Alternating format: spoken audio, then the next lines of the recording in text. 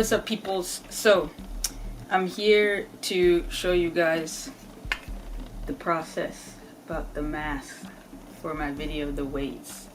Had a lot of homies ask me to do like a spiel about how I made everything. So yeah, there's 3 of each mask. So got this one, that one,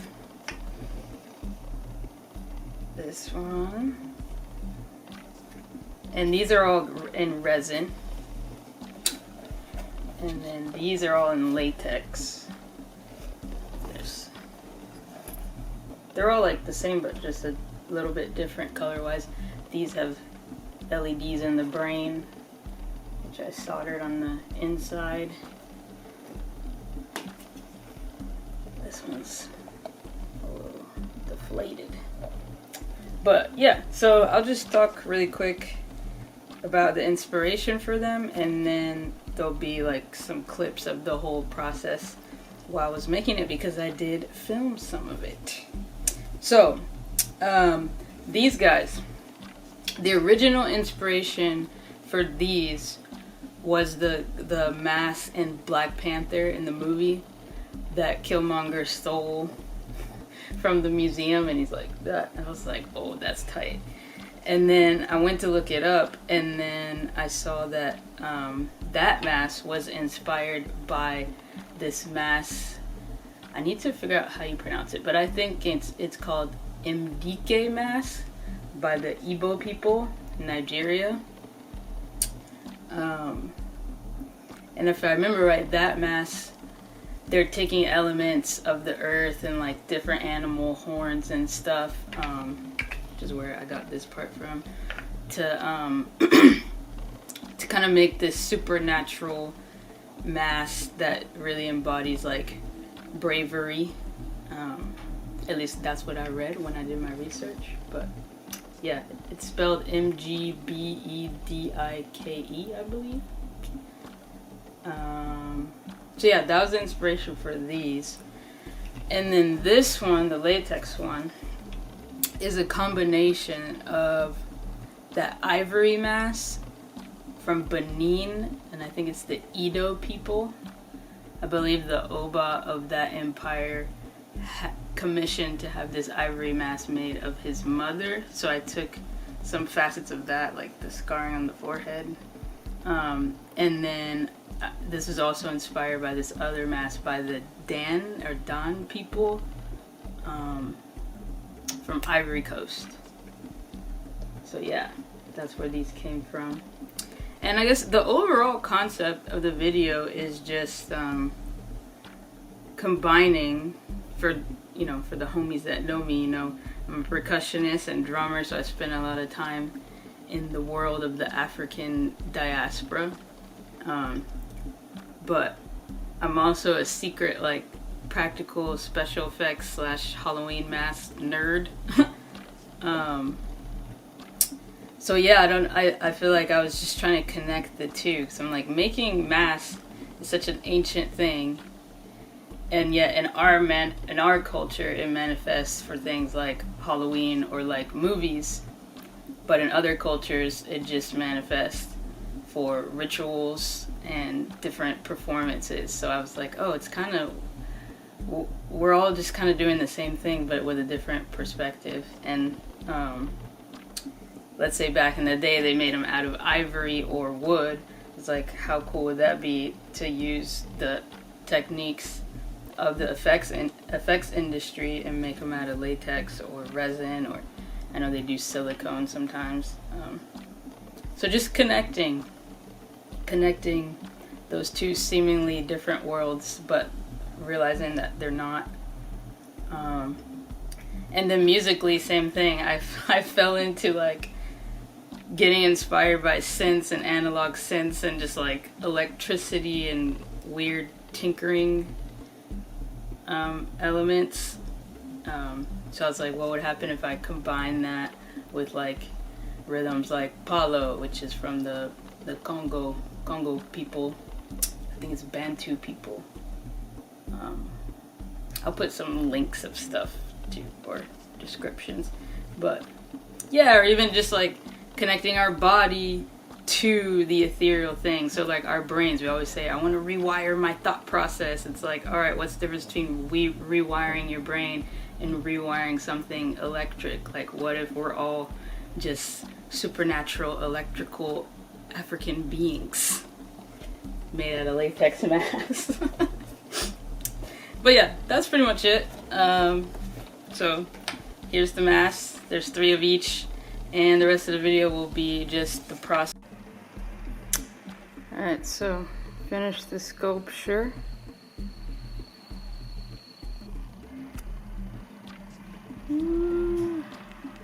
Today is the day we get ready to mold. We're gonna make a mold of this thing. So I took out the cowrie shell eye and the little like raptor eye. Hopefully the mold comes out good and we can cast it in latex.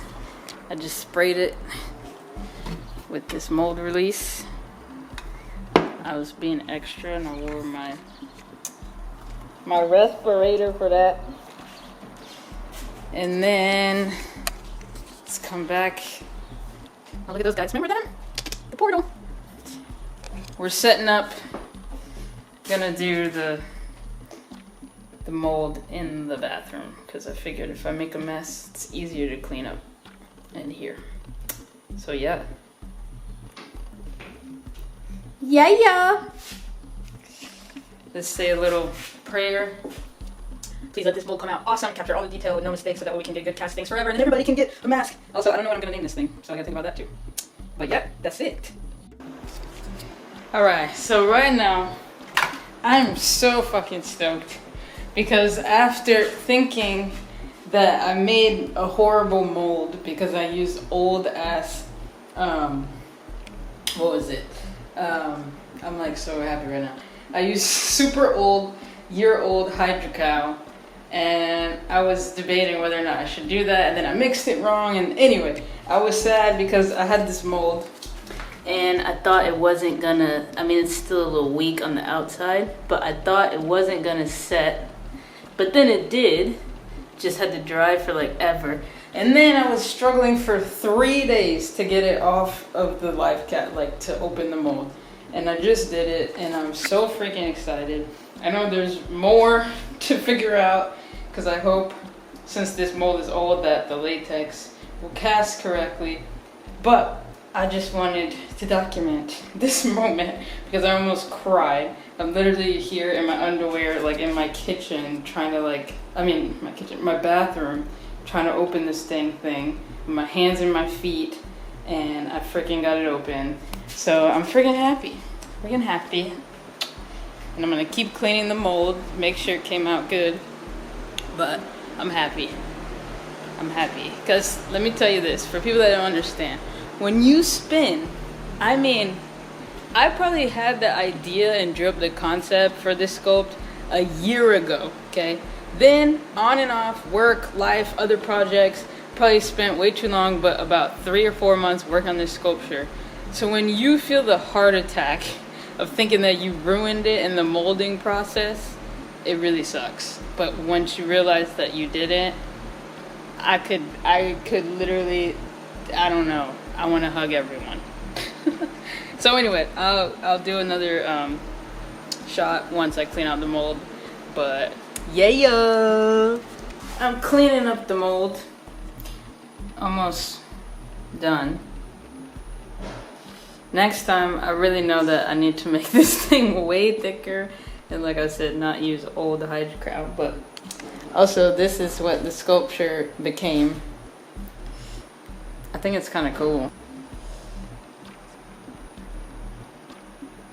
Anyway, yeah, just look at how satisfying. Oh, well, I can't hold this and do this. How can I do this? Nope, gonna fall. Anyway, I gotta use both hands because, like I said, my mold is fragile, but it's very satisfying to pull these things out and then see your negative. I'm so happy right now. Y'all don't understand the struggle. Like I was gonna cry if I couldn't get this thing out. Check that out. Still gotta get in there, but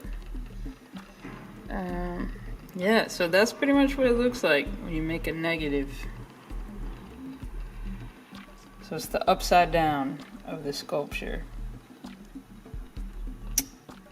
And then pretty soon I'll hit it with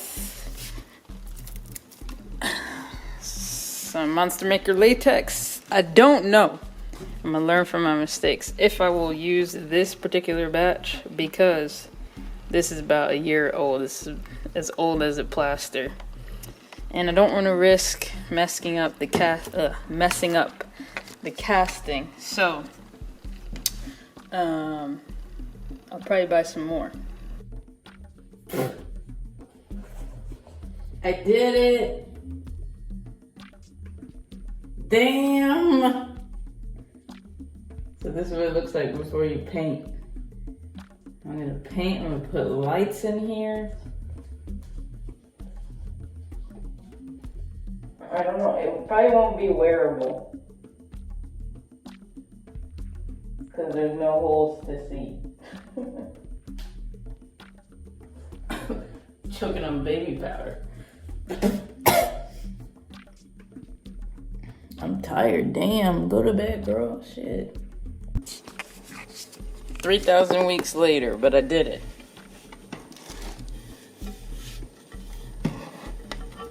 So, here's the mold. Sorry, I couldn't film when it was happening. It was a process. And then a little piece had actually bled through, so I couldn't pull it out because it was connected. So I had to Dremel it out. But there it is. Let's take off. I'll put the eyes there to look at it. But check it out. Boom!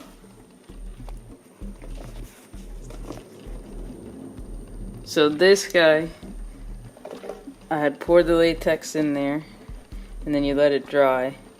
It's a whole process, but I let it sit for about a day. Actually, a little more, I think. Uh-oh. And then you just slowly pull it out, and then boom! Alright. I'm gonna paint, and then I'll show the final product. Probably in the next 2 months. Okay, so after this, I made 3 more castings or copies of each mask, and then airbrush painted them, figured out the wiring for the LEDs, and then soldered them on the inside of the mask. After that, I began projection mapping, which is where you manipulate the light from a projector with a program on your computer onto 3D objects in the real world. So I would go out into different places in nature, set up my mask, and then projection map onto it in real time. So all the effects are live. There's no post-after effects, none of that. This is how I set up in the van. I normally pick like a cool location, and right now I'm on a canyon, and I just set up like, hold on, can you see? This is like a boulder, and I'll kind of use the door of my van to, like, you know, set the frame, and then I'll hook up everything to the jackery. Should have got the 500 to get more time with the projector, because the projector eats this battery, but yeah, and then that's it. And computer, projector, and then boom. Alright, and then here's what it's like once I start setting it up. So, like, there's the mountain, there's the mask, there's the projector, and then I'll just start mapping it.